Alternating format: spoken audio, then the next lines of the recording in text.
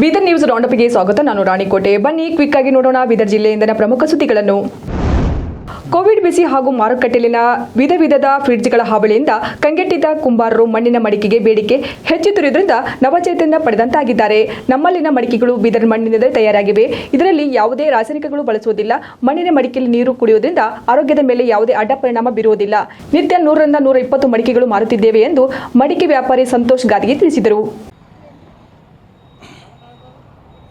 ಈ ಮಣ್ಣಿನ ಗಡಿದಾಗ ನೋಡಿ ಸರ, ನೀವು ಇದ್ರಾಗೇನು ಪೌಡರ್ ಇಲ್ಲ, ಕೆಮಿಕಲ್ ಇಲ್ಲ, ಮಣ್ಣಿನ ಪ್ಯೂರ್ ಮಣ್ಣಿನ ಗಡಿ ಇರ್ತದೆ. ಇದು ಮಣ್ಣು ನಮ್ಮ ಬೀದರ್ ಮಣ್ಣಿದೆ, ಏನು ಬೇರೆ ಕಡೆಯಿಂದ ತಂದೆ ಮಾರೋದಿಲ್ಲ, ಏನಿಲ್ಲ.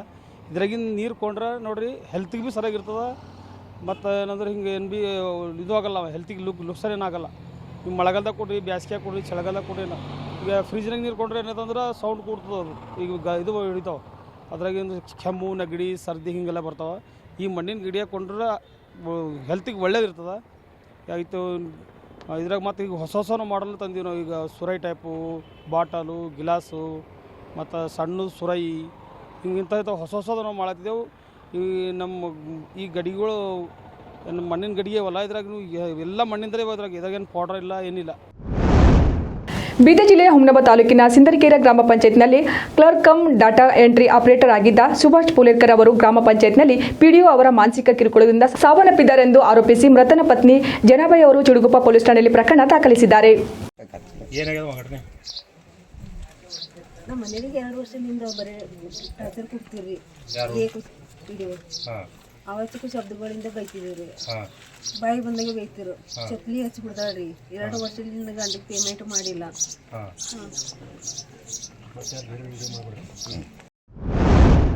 ಮಾಜಿ ಸಚಿವ ಹಾಗೂ ಹಿರಿಯ ಕಾಂಗ್ರೆಸ್ ನಾಯಕ ರಾಜಶೇಖರ್ ಪಾಟೀಲ್ ಅವರ 60ನೇ ಹುಟ್ಟುಹಬ್ಬದ ಅಂಗವಾಗಿ ನಿನ್ನೆ ರಾಜಶೇಖರ್ ಪಾಟೀಲ್ ಅಭಿಮಾನಿಗಳಿಂದ ಹುಮನಾಬಾದ್ ಪಟ್ಟಣದಲ್ಲಿ ಭವ್ಯ ಕಾರ್ಯಕ್ರಮವನ್ನು ಹಮ್ಮಿಕೊಳ್ಳಲಾಯಿತು.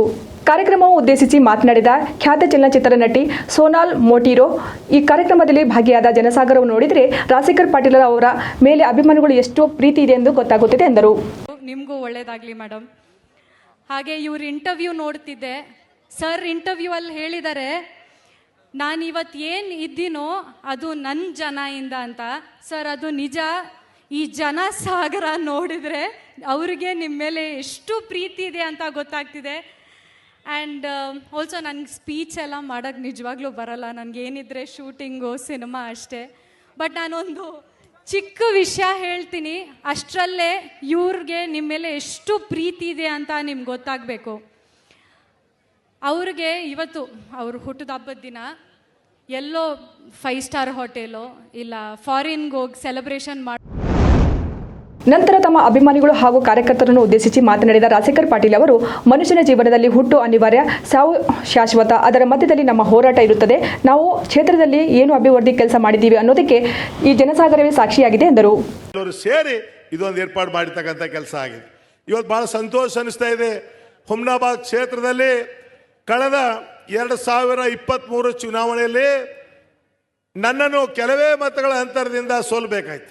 ನನಗೆ ಇವತ್ತು ನಿಜವಾಗ್ಲೂ ಎಷ್ಟು ಸಂತೋಷ ಆಗ್ತಾ ಇದೆ ಅಂದ್ರೆ, ಇವತ್ತು ಎಷ್ಟೊಂದು ಅಭಿಮಾನಿಗಳು ತಾವು ಬೆಳಿಗ್ಗೆಯಿಂದ ರಾತ್ರಿವರೆಗೆ, ನಾನಿವತ್ತು ಬೆಳಗ್ಗೆ ಮಧ್ಯಾಹ್ನ ಸಾಯಂಕಾಲ 5 ಗಂಟೆಗೆ ಮನೆಗೆ ಬರಬೇಕಾಯ್ತು ಅಂದ್ರೆ ನಾ ಮೇನ್ ಡೋರ್ಲಿಂದ ಮನೆಗೆ ಬಂದಿಲ್ಲ, ಹಿಂದಿನ ಡೋರ್ಲಿಂದ ಮನೆಗೆ ಬಂದು ಮ್ಯಾಲೆ ಹೋಗ್ಬಿಟ್ಟು ನಾನು.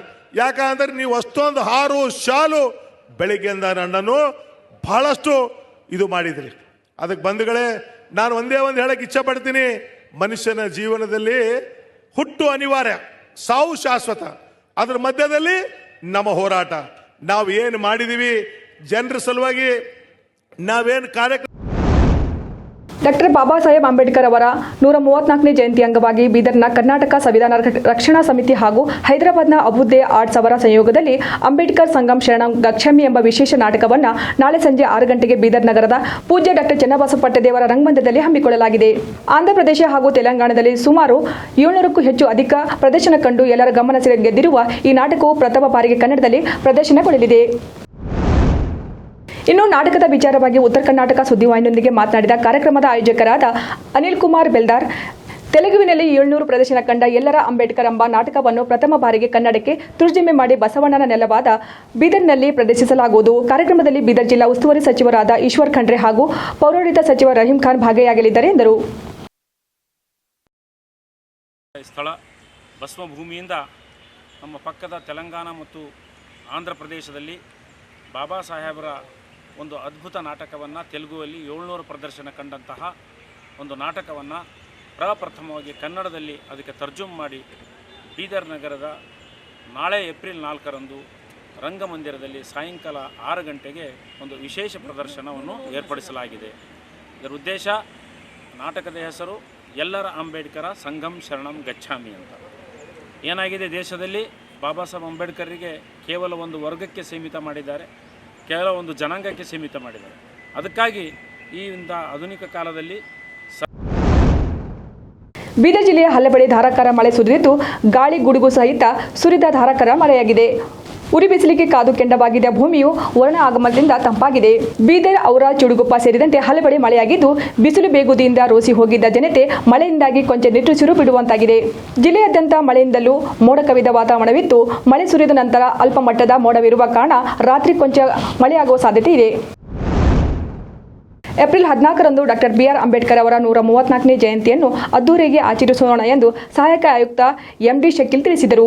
ಇಂದು ಜಿಲ್ಲಾಧಿಕಾರಿ ಕಚೇರಿ ಸಭಾಂಗಣದಲ್ಲಿ ಡಾಕ್ಟರ್ ಬಿಆರ್ ಅಂಬೇಡ್ಕರ್ ಅವರ ಜಯಂತಿ ಆಚರಣೆ ಕುರಿತು ಕರೆದ ಪೂರ್ವಭಾವಿ ಸಭೆ ಅಧ್ಯಕ್ಷತೆ ವಹಿಸಿ ಮಾತನಾಡಿದ ಅವರು, ಏಪ್ರಿಲ್ 14ರಂದು ಜಿಲ್ಲಾ ಸರ್ಕಾರಿ, ಅರೆ ಸರ್ಕಾರಿ ಕಚೇರಿಗಳಲ್ಲಿ ಬೆಳಗ್ಗೆ 8 ಗಂಟೆಗೆ ಡಾಕ್ಟರ್ ಬಿಆರ್ ಅಂಬೇಡ್ಕರ್ ಅವರ ಭಾವಚಿತ್ರಕ್ಕೆ ಪೂಜೆ ಸಲ್ಲಿಸಿ ನಂತರ ಬೆಳಗ್ಗೆ 9 ಗಂಟೆಗೆ ಡಾಕ್ಟರ್ ಬಿಆರ್ ಅಂಬೇಡ್ಕರ್ ವೃತ್ತದಲ್ಲಿ ನಡೆಯುವ ಪೂಜೆ ಹಾಗೂ ಮಾಲಾರ್ಪಣೆ ಕಾರ್ಯಕ್ರಮ ನೆರವೇರಿಸಲಾಗುವುದು ಎಂದರು. ಅಂಬೇಡ್ಕರ್ ಅವರ ಭಾವಚಿತ್ರದ ಮೆರವಣಿಗೆ ನಗರದ ಭಗತ್ ಸಿಂಗ್ ಚೌಕ್, ಬಸವೇಶ್ವರ ಚೌಕ್, ನಯಾ ಕಮಾನ್, ಚೌವಾರ, ಗವಾನ್ ಚೌಕ್ ಮಾರ್ಗದ ಮೂಲಕ ಡಾಕ್ಟರ್ ಬಿಆರ್ ಅಂಬೇಡ್ಕರ್ ವೃತ್ತದ ಬಳಿಗೆ ಬಂದು ಮುಕ್ತಾಯಗೊಳ್ಳುವುದು ಎಂದರು.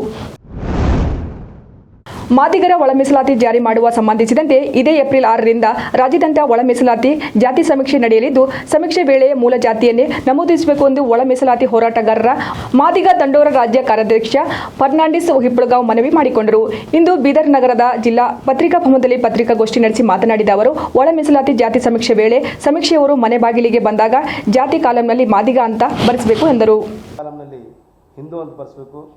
ಯಾಕಂದರೆ ಇಲ್ಲಿವರೆಗೆ ಈ ಭಾರತ ದೇಶ ಸೃಷ್ಟಿಯಾಗಿ ನಡೆದು ಇಲ್ಲಿವರೆಗೆ ಇಡೀ ದೇಶದಲ್ಲಿ ಮಾದಿಗ ಅನ್ನೋದ ಒಂದು ಊರೇ ಇಲ್ಲ, ಮಾದಿಗ ಅನ್ನುವಂಥ ಒಂದು ಗ್ರಾಮನೇ ಇಲ್ಲ. ಪ್ರತಿ ಗ್ರಾಮದಲ್ಲಿ, ಪ್ರತಿ ಜಿಲ್ಲೆಯಲ್ಲಿ, ಪ್ರತಿ ತಾಲೂಕಿನಲ್ಲಿ, ಪ್ರತಿ ರಾಜ್ಯದಲ್ಲಿ ಮಾದಿಗ ಅಂತಕ್ಕಂಥ ಒಂದು ಜಾತಿ ಇದೆ. ಈ ಜಾತಿಗೆ ತನ್ನದೇ ಒಂದು ಇತಿಹಾಸ ಅಂತಕ್ಕಂಥ ಈ ಮಾದಿಗ ಸಮಾಜ ಇದೆ. ಆದ್ದರಿಂದ ಸಮೀಕ್ಷೆ ಮಾಡೋ ಹೊತ್ತಿನಾಗೆ ನಾವು ಬಂದ ತಕ್ಷಣ ಯಾರೂ ಕೂಡ ಜಾತಿಗೆ ಮತ್ತು ಹೆಸರಿಗೆ ಯಾವುದೂ ಸಂಬಂಧ ಇಲ್ಲ. ನಿಮ್ಮ ಹೆಸರು ಫರ್ನಾಂಡಿಸ್ ಇರ್ಬೋದು, ಮಾರ್ಟಿನ್ ಇರ್ಬೋದು, ಲೂಥರ್ ಇರ್ಬೋದು, ಬಟ್ ನೀವು ಮನೆಗೆ ಬಂದ ತಕ್ಷಣ ನನ್ನ ಜಾತಿ ಯಾವುದು ಅಂತ ಕೇಳಿದಾಗ ಮಾದಿಗ ಜಾತಿ ಅಂತ ಹೇಳಿ ತಾವು ನಮೂದಿಸಬೇಕು. ಕಾಲಂನಲ್ಲಿ ಧರ್ಮ ಕಾಲಂನಲ್ಲಿ ಹಿಂದೂ ಅಂತ ಬರೆಸಬೇಕು. ತದನಂತರ ಸಮೀಕ್ಷೆ ಮಾಡ್ಕೊಂಡ್ಮೇಲೆ 5 ಪೇಜಿನ ಪುಟ ಉಳ್ಳಕ್ಕಂಥ ಒಂದು 5 ಪುಟದ ಒಂದು ಅರ್ಜಿ ನಮೂನೆ ಇದೆ. ಆ ನಮೂನೆಯಲ್ಲಿ ಬರೆಸ ಮೇಲೆ ತಾವು ಮನೆಯಲ್ಲಿರ್ತಕ್ಕಂಥ ಯಾರಾದರೂ ಯುವಕರಾಗಿರ್ಬೋದು ಅಥವಾ ತಾಯಿ ತಂದೆ ಆಗಿರ್ಬೋದು, ಎಲ್ಲರ ಹತ್ರ ಮೊಬೈಲ್ ಇದೆ. ಇವತ್ತು ಮೊಬೈಲ್ ಇಲ್ಲದೇ ಯಾವ ಮನೆಯಾಗ. ಇಂದು ಸಂಸತ್ನಲ್ಲಿ PMAY ಅಡಿಯಲ್ಲಿ ಬೀದರ್ ಲೋಕಸಭಾ ಕ್ಷೇತ್ರದಲ್ಲಿ ಮನೆಗಳ ಅನುಮೋದನೆ ಕುರಿತು ಬೀದರ್ ಸಂಸದ ಸಾಗರ್ ಖಂಡ್ರೆ ಸದನದ ಗಮನ ಸೆಳೆದರು.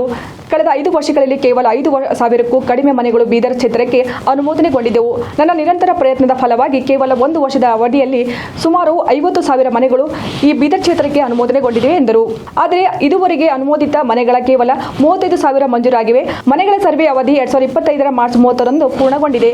ಈ ಅವಧಿಯನ್ನು ವಿಸ್ತರಿಸಲು ಹಾಗೂ ಇನ್ನು 50,000 ಹೆಚ್ಚುವರಿ ಮನೆಗಳು ಬೀದರ್ ಕ್ಷೇತ್ರಕ್ಕೆ ಮಂಜೂರು ಮಾಡಲು ಸರ್ಕಾರಕ್ಕೆ ಮನವಿ ಮಾಡಿದರು. क्षेत्र को 5,000 घर भी नए आए, लेकिन आज एक ही साल में मेरे निरंतर प्रयास से 50,000 से ज्यादा घरों को टारगेट हमारे बीदर क्षेत्र को मिला है. उसलिए मैं मंत्री जी को भी धन्यवाद बोलना चाहता हूं. लेकिन इस टारगेट में अभी सिर्फ 35% घर सैंक्शन हुए हैं और डेडलाइन की डेट थी 31 मार्च 2025. मैं सरकार से विनती करता हूं कि ये डेडलाइन को एक्सटेंड करना चाहिए और मेरा मांग है कि हमारे बीदर क्षेत्र को और ಇವಾಗಿದು ಬೀದರ್ ಜಿಲ್ಲೆಯಿಂದ ಪ್ರಮುಖ ಸುದ್ದಿಗಳು. ಮತ್ತೆ ನಾಳೆ ಭೇಟಿಯಾಗೋಣ. ಬೀದರ್ ರೌಂಡ್ ಅಪ್ನಲ್ಲಿ ನಮಸ್ಕಾರ.